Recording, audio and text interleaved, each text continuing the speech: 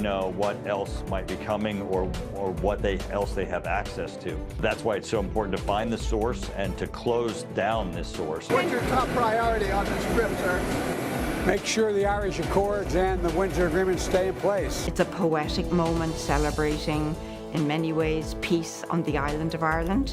Chicago is going to put a bid, it says, in for the Democratic National Convention 2024. Will it win it? Oh, yeah. I can't think of a better place. We're uniquely suited to host a convention. I hope we win the bid. It was a very clear calculation that they knew there were lies and they were repeating them and endorsing them. Welcome to Red and Blue. I'm Major Garrett in Washington. We thank you for joining us. Well, the Democratic National Committee made it official today, announcing that Chicago will host the 2024 National Party Convention. The Republicans have already announced that their convention next summer will be in Milwaukee, meaning the two major parties will meet only 92 miles apart next summer to nominate their candidates for the presidency in 2024. That tells us at least one thing we can bank on, that the upper Midwest remains politically potent despite migration of voters from the Midwest to the West and South. Milwaukee and Chicago will be the epicenter of summertime presidential politics next year. The last time nominating conventions were this close, well, that was in 1972. They were really close. They were both held in the same amphitheater in Miami. We'll get to more of that in a minute. After months of feuding with the Biden administration over classified documents, Senate Intelligence Committee Chairman Mark Warner and Vice Chairman Marco Rubio are finally getting what they asked for. They are among a congressional group informally known as the Gang of Eight. And that Gang of Eight has been receiving documents recovered from the residences and offices of former President Trump, then Vice President Joe Biden, and former Vice President Mike Pence. Warner and Rubio, for months, have been pressuring the administration for access. CBS News intelligence and national security reporter Olivia Gossis joins us now. Olivia, catch us up on what is the importance of this oversight success story for Warner and Rubio. Absolutely. So you'll recall, Major, that there was a dust-up in recent weeks between these senators and the Department of Justice. The senators were making the argument, hey, we have a right and a responsibility as congressional overseers to understand what national security interests may have been contained in these documents, what may have been harmed, eliminated, compromised. How big a deal or how small a deal is this? Exactly.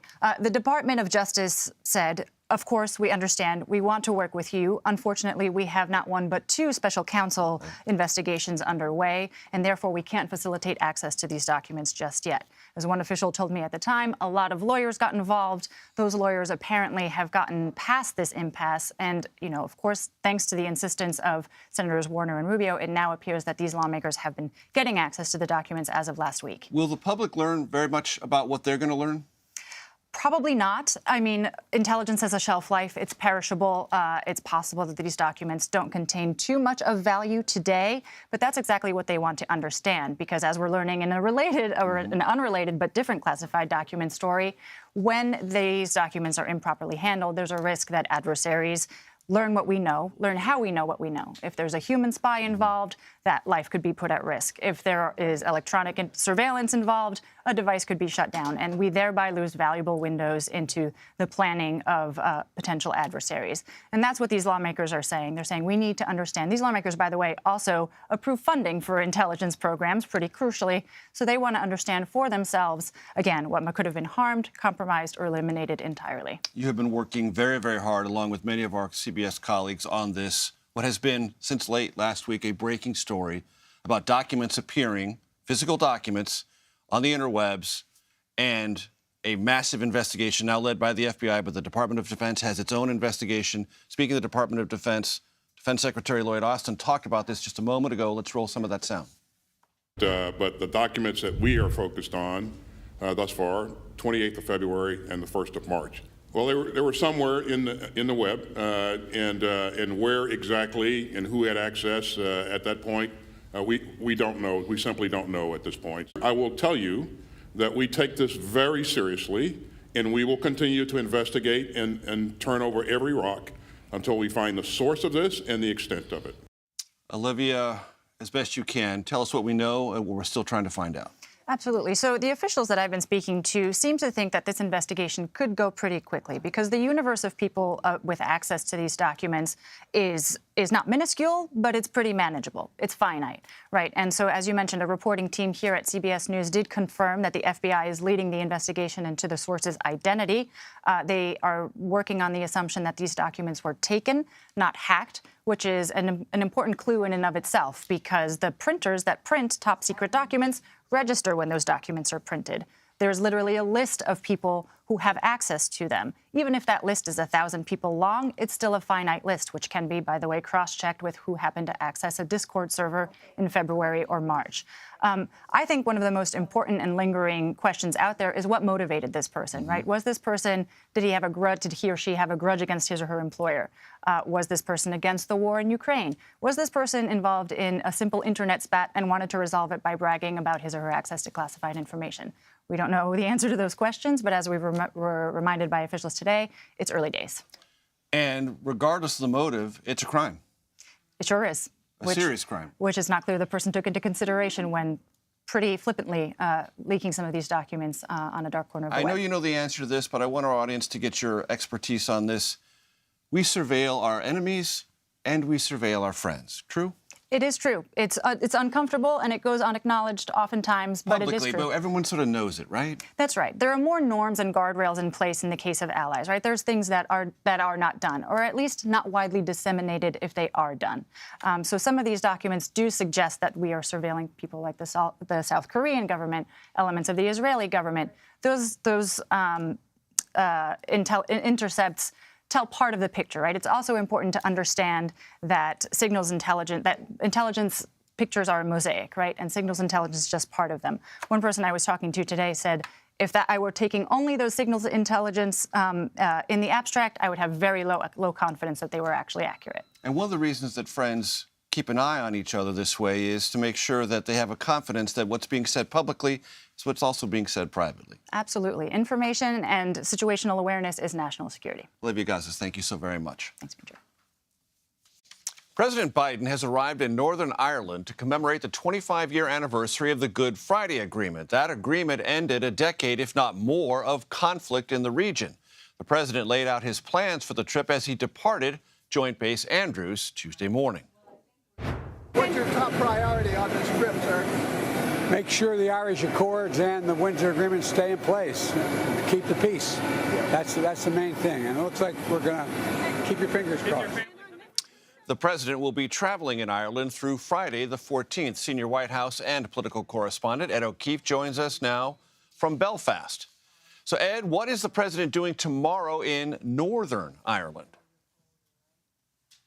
Major, good to be with you. He's only spending about 20 hours here in Northern Ireland, arriving tonight, greeting the British Prime Minister on the tarmac before preparing for a speech tomorrow at a university here in Belfast, where he's set to reiterate U.S. support for the Good Friday Agreement and encourage political leaders in this country, province, region, depending on what you want to call it, to continue working together to sustain that peace and to build the economy of an area that is desperate for more international investment. It's been struggling amid the troubles of Brexit and determining exactly how it's supposed to continue functioning while living next door to an EU country, Ireland, but also amid an uptick in violence. For about a year now, leaders in this country have been unable to put together a government amid various disputes dating back to the Troubles, the conflict between the Catholics and Protestants, but also rooted in the changes made during Brexit. So he's essentially here to provide a bit of encouragement, a bit of a nudge, and sort of the world community's support to say, look, we know what happened here 25 years ago. It was a huge deal when it happened. Please keep going with that. And if you do, U.S. investment in this region will continue, something the United Kingdom, leaders here in Northern Ireland desperately want to hear. For those of us who remember that Good Friday Agreement took months and months and months to negotiate. It was incredibly hard diplomatic work. And I imagine the president will say hard work then should be thought about in the context now, hard work required now to sustain that durable peace. Then the president travels to Ireland. What can we expect on that part of this journey? Yeah, if Wednesday is really the big policy moment or the real meat of this visit, as he said, you know, his big goal is to reinforce and support peace in this part of the island, in essence. The rest of this trip is, to some extent, a sort of a personal journey to maybe reintroduce to the country and to the world the fact that he is one of the most Irish-American presidents we've ever had. About 23 of them can claim Irish heritage. He's 5/8 Irish, and he's going to stop in the two parts of Ireland where his family hails from.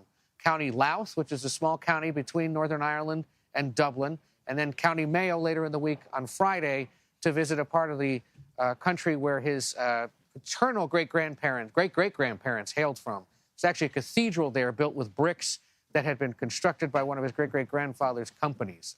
So there's some real symbolism here and great excitement across the country. They like when American presidents visit. We talked to Ireland's ambassador to the United States about all of this last week to get a sense of how this country is preparing, what it means to have him visit. Take a listen to what she told us. This is an extraordinarily important moment for the people of Ireland to see any US president visit, and half of your 46 US presidents have claimed Irish heritage. But to see a man like President Biden visit, who has, I think, the spirit and such a deep attachment to his Irish heritage, come to Ireland at an important moment for us. This is the 25th anniversary of the Good Friday Agreement. It's a poetic moment celebrating, in many ways, peace on the island of Ireland. But that President Biden comes at this time says to me, certainly, that accompaniment, the hand-holding that the United States has given to Ireland in good times and in bad, particularly on the peace process, which I usually say belongs to the people of Northern Ireland, made in America. That moment, absolutely critical. So seeing him in Belfast, seeing him in Dublin, across the island of Ireland, is really, I would say, a joyful moment for us. And we know there are a handful of relatives on both sides of his family still in the country. For lack of a better way of describing it, are they notorious? Have they become better known in recent years? Well, they're celebrities. Anyone who is linked to the President of the United States, of course, becomes a local celebrity. But they're very respectful and dignified in the way they do that. You know, as in past history, when other presidents have visited, we saw most recently President Obama, President Clinton. I began my career in the early 80s when President Reagan came to Ireland. He found his family members. We have them dotted around the island. Here in the United States, 31 million Americans associate their ancestry with Ireland. So we have a lot of people related to other people. The moment in the sun for the Bidens and the Finnegans and the Blewitts is certainly upcoming, and we're very proud of that link. We should make clear, Major, it's relatives who are like fourth cousins, fifth cousins once removed. These aren't ones that necessarily are on the Christmas card list or that he's in touch with all the time. But these are fourth and fifth cousins he's seen a few times. This is his third visit. His last official one in 2016. He came as a private citizen in 2017.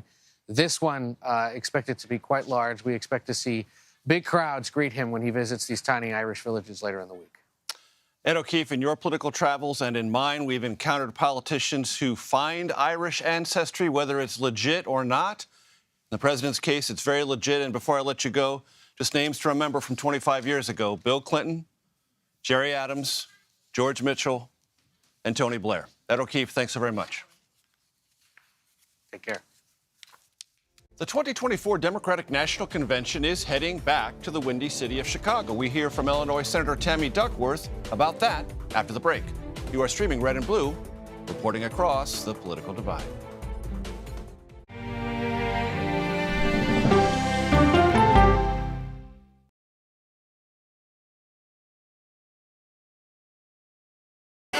Hey there, welcome to The Uplift. I thought she was a groom, and I stepped back and I went, oh, you're the queen. She's going to be with me every instant that I'm alive. I just wanted to see if you'd go to Disneyland with me today. I look over at him and he's smiling. I'm going to remember that the rest of my life. They told us when he was going to be born, he was only going to live for 30 minutes. It's really a miracle that he's with us today. The Uplift. Stream now on the free CBS News app.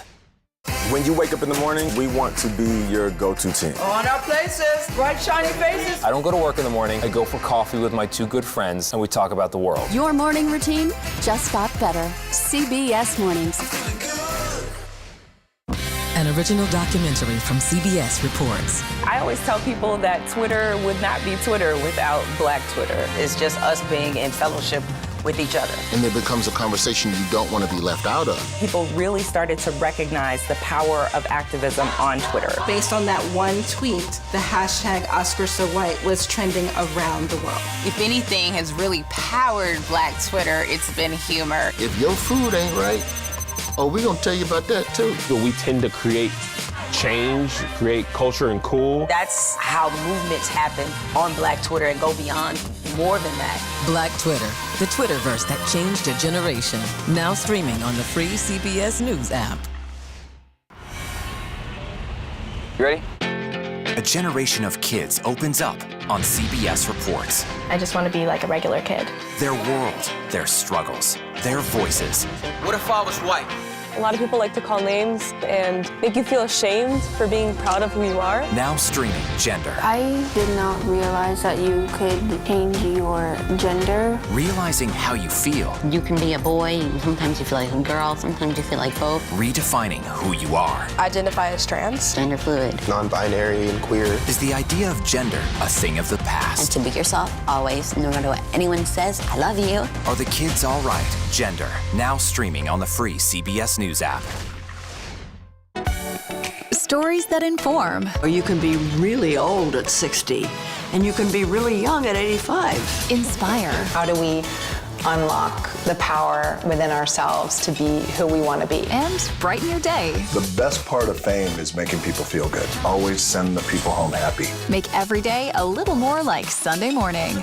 Here comes the sun. Stream now on the free CBS News app. The news doesn't have to always be depressing. What do you love about running? Energy! It can be uplifting. That human connection that we create on the broadcast every night is incredibly important.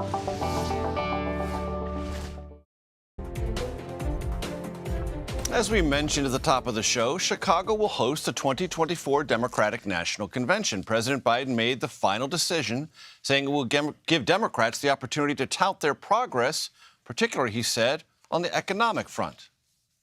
Illinois Democratic Senator and DNC Vice Chair Tammy Duckworth joins us now. Senator, there's no reason you would remember this, but in March of last year, on this very program, I asked you about the prospects for Chicago landing the Democratic National Convention. You said you were leading the charge and were confident Chicago would prevail. Your reaction? I am euphoric. I think this is wonderful and thrilled to have received a call from the White House earlier today that we had been selected. And were you anticipating that for weeks, or was this somewhat of a surprise? We knew it was a close race with Georgia and New York. Both cities put up a very good effort. But we had received the final recommendation of the Democratic National Committee's evaluation committee, you know, the team that actually went out and looked at every city, and they had finally came through and said that they recommended us. So we knew that we were in the running, but ultimately it was the president's decision, and I'm so pleased that we were selected. And who called you? Steve Ricchetti from the White House did. I don't doubt that at all. I don't speak on behalf of your Democratic colleagues, Senator Ossoff and Warnock, but why Chicago is better than Atlanta, considering what's recently happened in Georgia, and that's important for presidential campaign politics and for the Democratic majority in the Senate.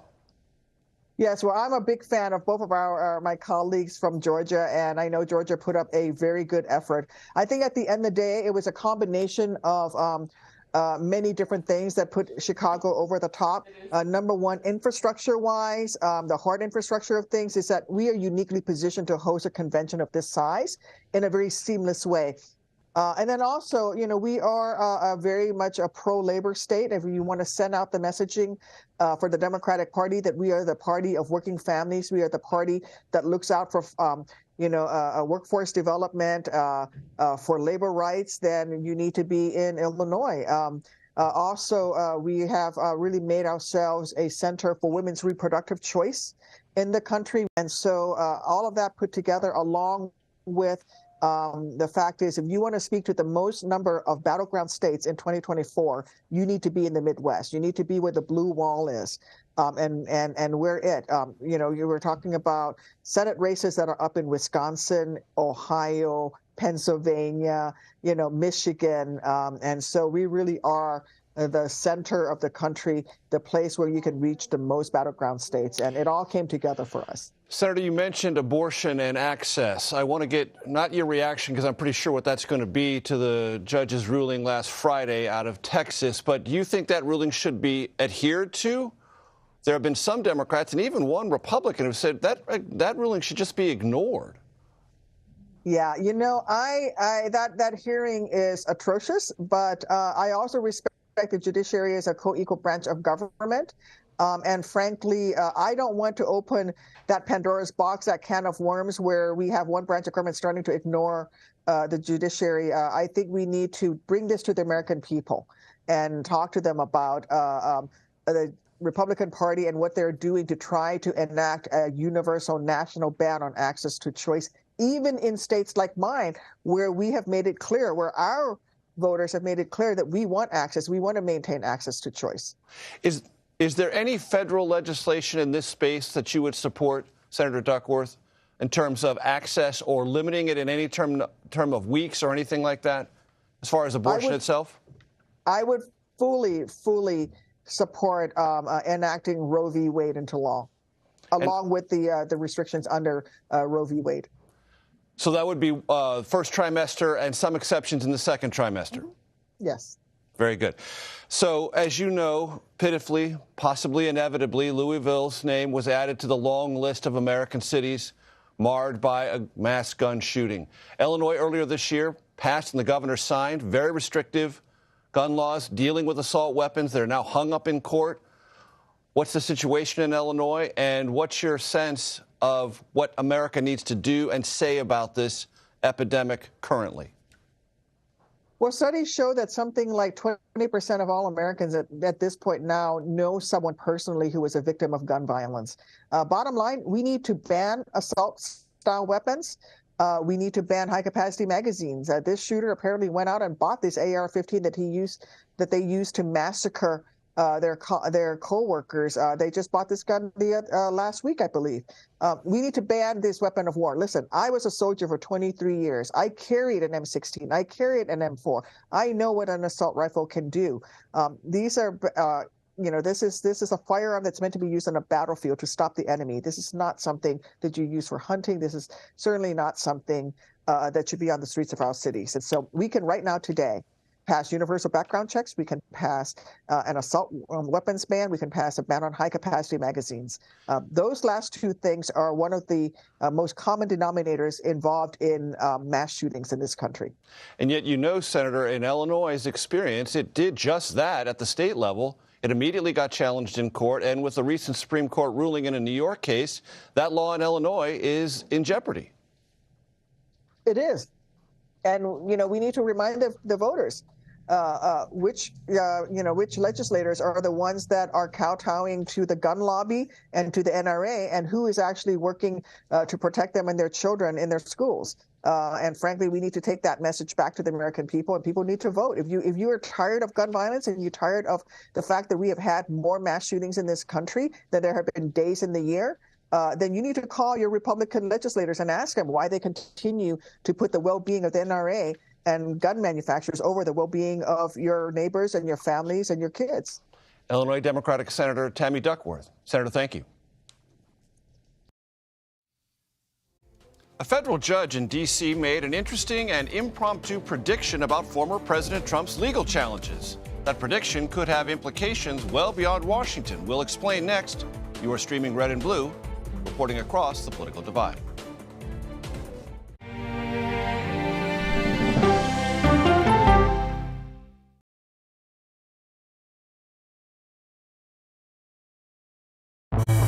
An original documentary from CBS Reports. Controversial Congressman George Santos. Why won't you answer our questions? How did he manage to get elected? Thank you very much, and God bless you, and God bless the USA. George Santos' campaign was a campaign of deceit, lies, fabrication. And who is he, really? I knew him as Anthony DeVolder from Queens. Really, who he is, he's a fraud. I compare him to the Tinder swindler. From people who know him, the truth, the facts, the lies. He would say that he was worth $100 million. It's an incredibly cynical episode in American politics, beyond satire. Had you ever seen anything like this? No, and I hope I never see it again. Campaign of Deceit, now streaming on the free CBS News app. She dazzled on the court and off the court as a businesswoman. Thank you for joining us on Person to Person. Tennis superstar and entrepreneur Serena Williams.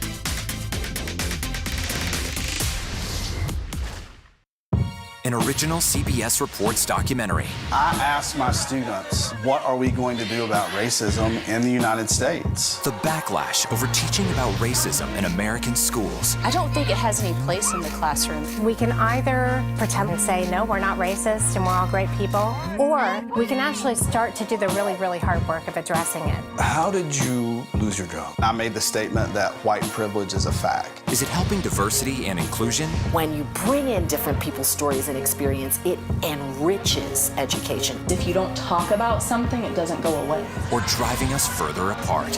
What schools are doing to our children in the name of anti-racism is in fact teaching them racism. The intention is to put us in this war against each other. An original CBS Reports documentary, streaming now.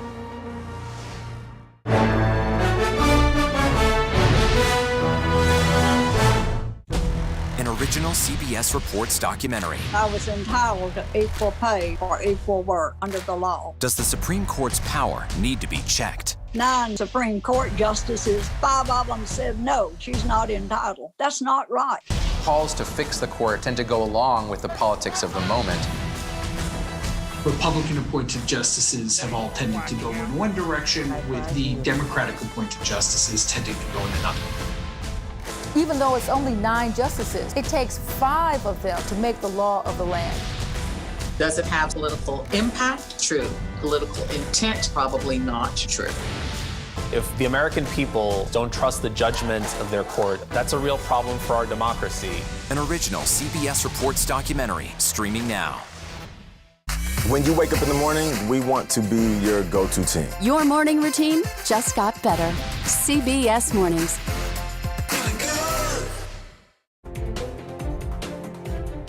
Welcome back to Red and Blue. Manhattan District Attorney Alvin Bragg, by now something of a household name, is suing House Judiciary Committee Chair Jim Jordan.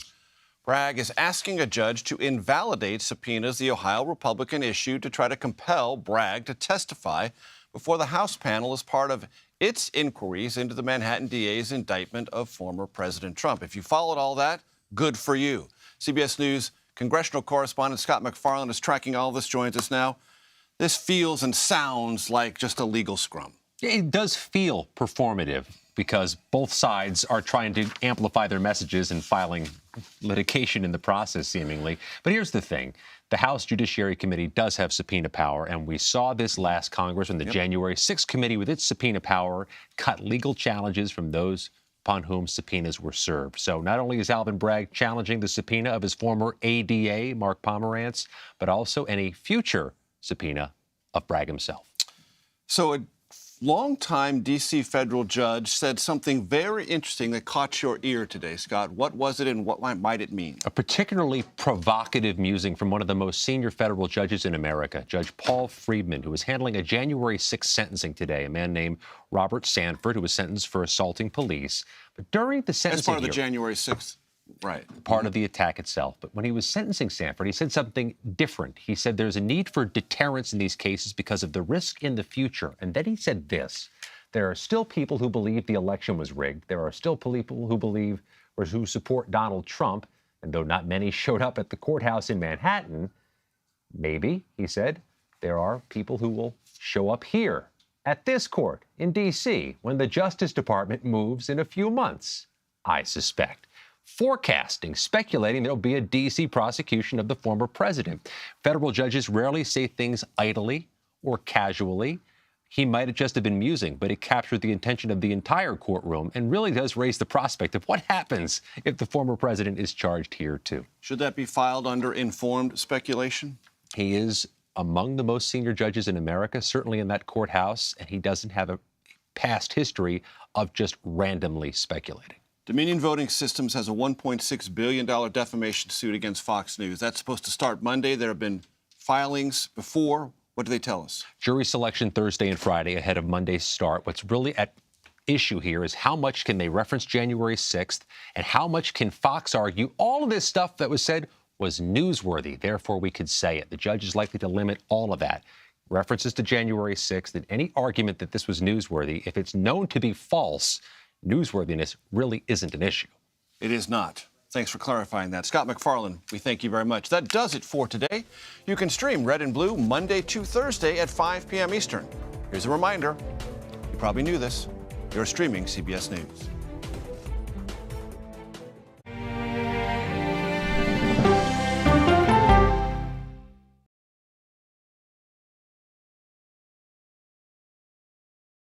In today's Money Watch, business analyst Jill Schlesinger is here to help. How do you even begin to make the best use of your money? If you've got a match from your employer, don't give away that money. Dollar Jill, y'all. CBS Mornings, starting at 7.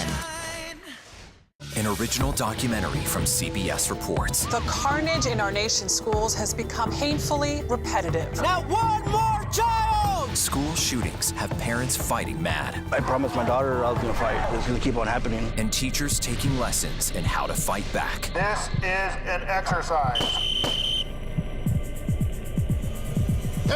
We approach it as it's you or them. It shouldn't have to be your teacher's job to protect your life. But will the battle over gun control, People are afraid that they're going to lose their gun rights altogether, be the hardest lesson of all? The exercise, you're having to shoot at an adult. Are you prepared to have to kill one of your students? Guns in the Classroom, now streaming on the free CBS News app. It's a history-making meeting. 4 extraordinary women who are all 4-star generals and admirals. How did you deal with being discriminated against? I just worked harder. The future of an ever-evolving U.S. military when we go person to person. An original documentary from CBS reports. He started out as a fun-loving party boy, but the alcohol got the better of him. What I envisioned was him being in some sort of medical facility. I just thought, what a great candidate for them to learn about the results of alcoholism and what it does to a body. But his body was sold to the military, specifically used as a crash test dummy in a simulated Humvee explosion.